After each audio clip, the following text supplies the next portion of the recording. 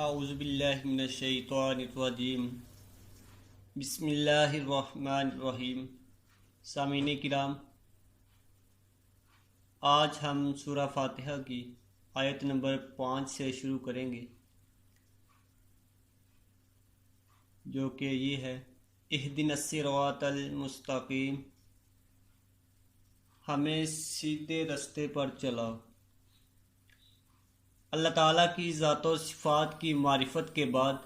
اس کی عبادت اور حقیقی مددگار ہونے کا ذکر کیا گیا، اور اب یہاں سے ایک دعا سکھائی جا رہی ہے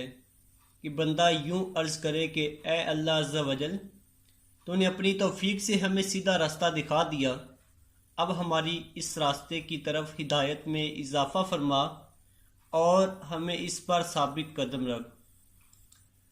تو صراط مستقیم سے مراد عقائد کا سیدھا راستہ ہے، جس پر تمام انبیاء کرام علیہم الصلاۃ والسلام چلے، یا اس سے مراد اسلام کا سیدھا راستہ ہے جس پر صحابہ کرام رضی اللہ تعالی عنہم، بزرگان دین اور اولیاء اعظام رحمۃ اللہ تعالی علیہم چلے، جیسا کہ اگلی آیت میں موجود بھی ہے۔ اور اللہ تعالیٰ نے انہی کے راستے پر چلنے اور انہی کے ساتھ ہونے کا فرمایا ہے۔ فرمانے باری تعالیٰ ہے،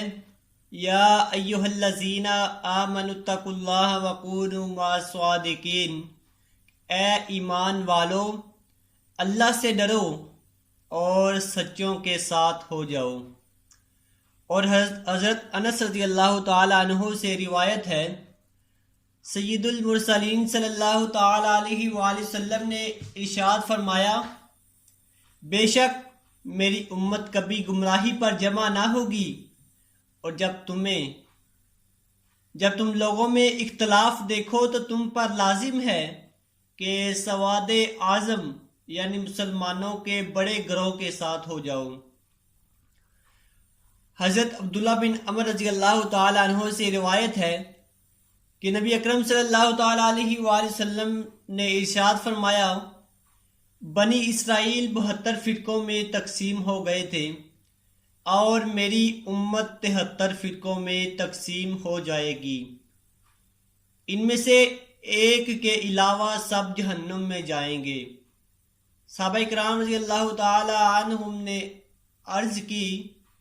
کہ یا رسول اللہ صلی اللہ تعالی علیہ وآلہ وسلم، نجات پانے والا فرقہ کون سا ہے؟ تو آقا علیہ الصلوۃ والسلام نے ارشاد فرمایا کہ جو نجات پانے والا فرقہ ہوگا وہ اس طریقے پر ہوگا جس پر میں اور میرے صحابہ کرام ہیں۔ تو سامعین کرام، یاد رہے کہ اللہ تعالیٰ نے ہدایت حاصل کرنے کے بہت سے ذرائع عطا فرمائے ہیں،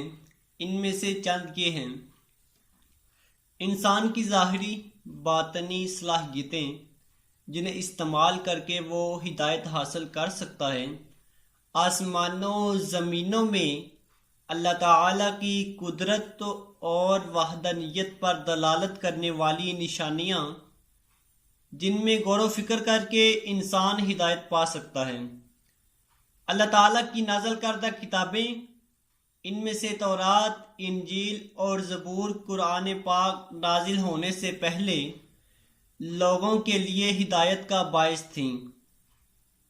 اور اب قرآن مجید لوگوں کے لیے ہدایت حاصل کرنے کا ذریعہ ہے۔ نمبر 4، اللہ تعالیٰ کے بھیجے ہوئے خاص بندے انبیاء کرام اور مرسلین اعظام علیہم الصلاۃ والسلام یہ اپنی اپنی امت قوموں کے لیے ہدایت حاصل کرنے کا ذریعہ تھے،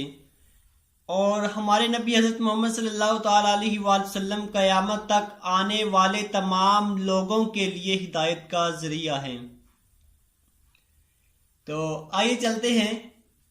کہ آیت اہدنا الصراط المستقیم سے کون سے احکام معلوم ہوتے ہیں۔ تو حضرت ذکر اس آیت سے 3 باتیں معلوم ہوئیں۔ ہر مسلمان کو اللہ تعالیٰ سے سیدھے راستے پر ثابت قدمی کی دعا مانگنی چاہیے، کیونکہ سیدھا راستہ منزل مقصود تک پہنچا دیتا ہے، اور جو ٹیڑھا راستہ ہے وہ مقصود تک نہیں پہنچاتا۔ اللہ تعالیٰ ارشاد فرماتے ہیں کہ عقل والے اسی طرح دعا مانگتے ہیں، ربنا لا تزغ قلوبنا بعد إذ هديتنا وهب لنا من لدنك رحمة إنك أنت الوهاب۔ اے ہمارے رب، تو نے ہمیں ہدایت عطا فرمائی ہے، اس کے بعد ہمارے دلوں کو ٹیڑھا نہ کر اور ہمیں اپنے پاس سے رحمت عطا فرما، بے شک تو بڑا عطا فرمانے والا ہے۔ اور حضرت انس رضی اللہ تعالیٰ عنہ فرماتے ہیں کہ حضور پر نور صلی اللہ تعالیٰ علیہ وآلہ وسلم کثرت کے ساتھ یہ دعا فرمایا کرتے تھے، یا مقلب القلوب ثبت قلبی علی دینک، کہ اے دلوں کو پھیرنے والے میرے دل کو اپنے دین پر ثابت قدم رکھ۔ تو میں نے عرض کی کہ یا رسول اللہ صلی اللہ تعالیٰ علیہ وآلہ وسلم، ہم آپ پر اور جو کچھ آپ لائے ہیں اس پر ایمان رکھنے والے ہیں، تو کیا آپ کو ہمارے بارے میں کوئی خوف ہے؟ تو آقا علیہ الصلوۃ والسلام نے ارشاد فرمایا کہ بے شک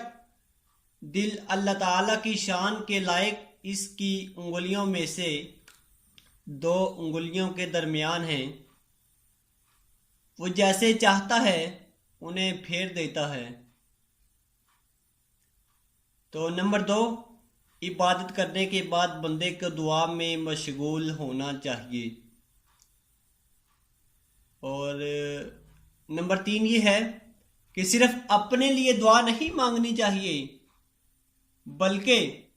سب مسلمانوں کے لیے دعا مانگنی چاہیے، کہ اس طرح دعا زیادہ قبول ہوتی ہے، جیسا کہ آگے والی آیت میں ہے۔ پچھلی آیت تھی کہ اہدنا الصراط المستقیم، کہ اللہ ہمیں صراط مستقیم پر گامزن فرما، ہمیں سیدھا راستہ دکھا۔ آگے آیت آتی ہے صراط الذین انعمت علیہم غیر المغضوب علیہم ولا الضالین، کہ راستہ ان لوگوں کا جن پر تو نے احسان کیا، نہ کہ ان کا جن پر غضب ہوا، اور نہ بہکے ہووں کا۔ تو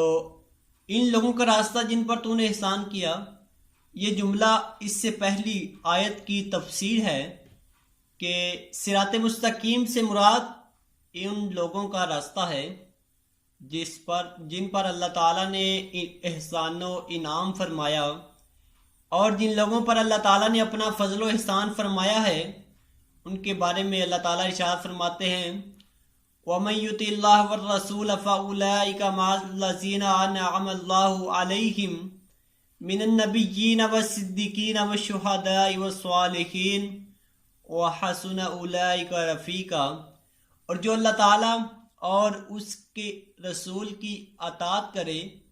تو وہ ان لوگوں کے ساتھ ہوں گے جن پر اللہ تعالیٰ نے فضل کیا،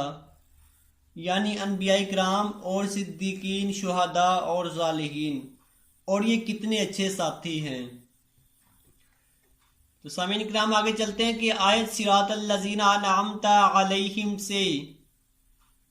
کون سے مسائل معلوم ہوتے ہیں؟ نمبر 1، جن امور پر بزرگان دین کا عمل رہا وہ صراط مستقیم میں داخل ہے۔ اور نمبر 2، امام فخر الدین رازی رحمۃ اللہ تعالی علیہ فرماتے ہیں،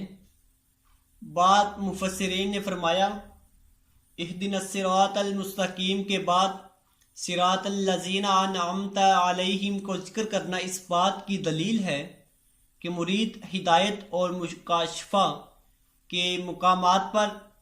مقامات تک اسی صورت میں پہنچ سکتا ہے جب وہ کسی ایسے پیر کامل کی پیروی کرے جو درست راستے کی طرف اس کی رہنمائی کرے، غلطیوں اور گمراہیوں کی جگہ سے اسے بچائے، کیونکہ اکثر لوگوں پر نقص غالب ہے اور ان کی عقلیں حق کو سمجھنے اور صحیح اور غلط میں امتیاز کرنے سے قاصر ہیں، تو ایک ایسے کامل شخص کا زندگی میں ہونا ضروری ہے جس کی ناقص شخص پیروی کرے، یہاں تک کہ اس کامل شخص کی عقل کے نور سے اس ناقص العقل شخص کی عقل بھی مضبوط ہو جائے۔ تو اس صورت میں وہ سعادتوں کے درجات اور کمالات کی بلندیوں تک پہنچ جاتا ہے۔